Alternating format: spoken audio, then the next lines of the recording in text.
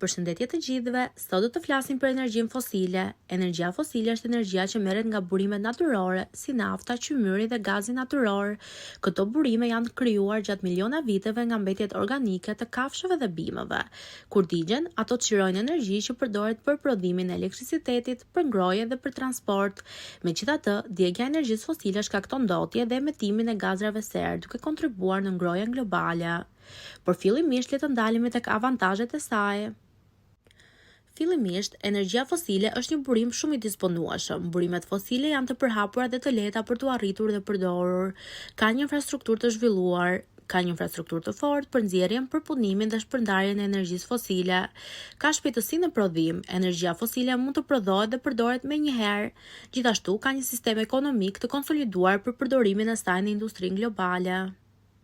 Sfidat e energjisë fosile. Sfida më e madhe e energjisë fosile është ndotja mjedisore. Djegja e burimeve fosile shkakton ndotje ajri dhe emetimin e gazrave serë, duke kontribuar në ndryshimet klimatike. Resurset e kufizuara. Burimet fosile janë të kufizuara dhe jo të ripërtëritshme, dhe ato mund të mbarojnë pas disa dekadash. Varësi nga importet. Disa shtete janë të varura nga importet e energjisë fosile, duke krijuar pasiguri ekonomike. Gjithashtu, një tjetër sfidë është kostoja e lartë e pastrimit. Pasojat e ndotjes kërkojnë investime të mëdha për pastrimin e mjedisit. Faleminderit, së bashku do të shihemi në videon e radhës.